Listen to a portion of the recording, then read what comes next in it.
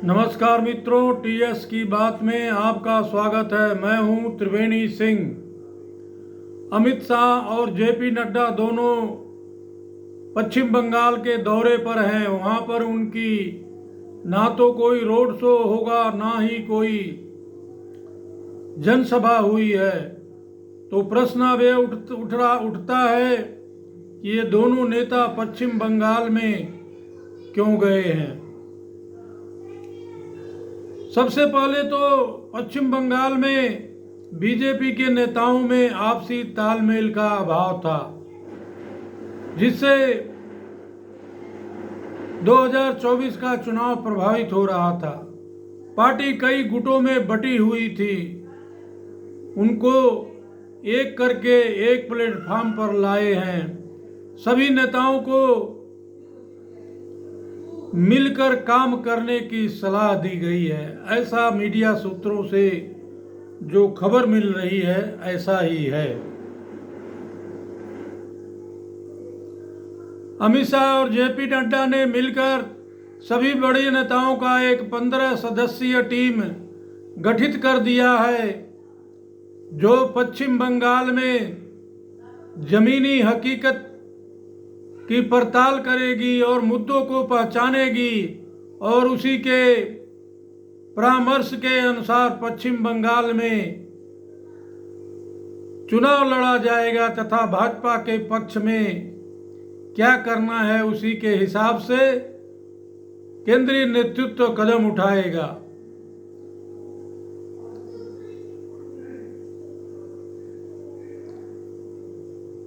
किस नेता की पब्लिक मीटिंग चुनाव के समय में बंगाल में कराना है, यह सब पश्चिम बंगाल के नेता तय करेंगे तथा उनको यह क्लियर कर दिया गया है कि पश्चिम बंगाल की लड़ाई केंद्र के सहारे नहीं, बल्कि पश्चिम बंगाल के नेता अपने बल पर लड़ेंगे।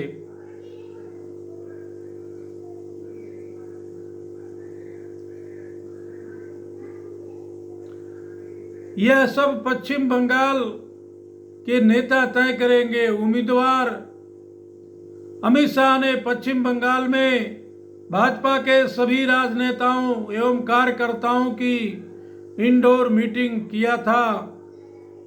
सभी से फीडबैक लिया गया था कि कहां पर क्या कमजोरी है और क्या मजबूती है, उस पर काम करने की सलाह दी गई है। सबसे बड़ा सवाल यह उठता है कि एबीपी ने अपने सर्वे में बीजेपी को बिलो 18 सीट दिखाया है,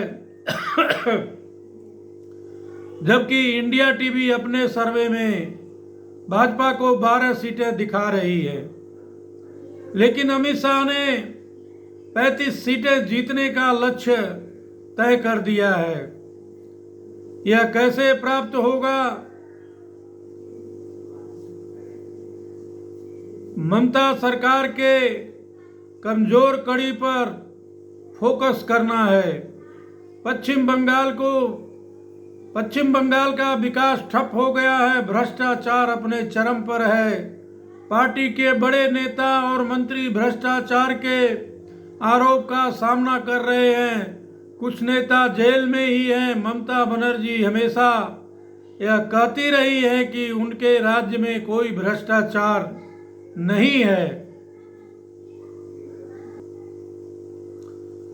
सीबीआई और ईडी के माध्यम से पश्चिम बंगाल सरकार को बदनाम किया जा रहा है, लेकिन अब राज्य में शिक्षक भर्ती घोटाला का सच एसएससी ने कोलकाता हाई कोर्ट में एफिडेविट में यह स्वीकार किया है कि शिक्षक भर्ती में घोटाला हुआ है, राशन घोटाला हुआ है, कोयला घोटाला हुआ है।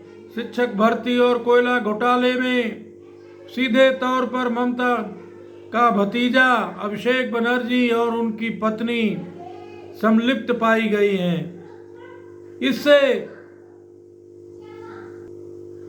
इससे पश्चिम बंगाल के जनमानस के सोच में एक बड़ा बदलाव आया है और दूसरे वोटों के सौदागर टीएमसी के नेता मंडल जेल में हैं, तो टीएमसी के लिए गैर कानूनी तरीके से वोटों का मैनेजमेंट, बूथ कैप्चरिंग और वोटरों को धमका करके हासिल करता था। ये सब बातें अब पश्चिम बंगाल की जनता समझ चुकी है, जान गई है।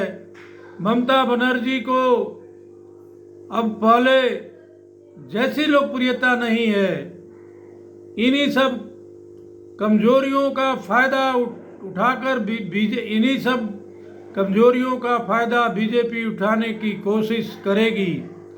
इससे कितनी सफलता बीजेपी को मिलेगा, यह भविष्य के गर्भ में है। लेकिन इस बार ममता और भाजपा में भीषण वोट युद्ध होने की संभावना है। इन्हीं संभावनाओं को टटोलते हुए अमित शाह ने 35 सीटों का टारगेट तय किया है। अब पश्चिम बंगाल भाजपा कैडर इस पर कितना मेहनत करेगा और क्या सफलता मिलती है, यह भविष्य के गर्भ में है।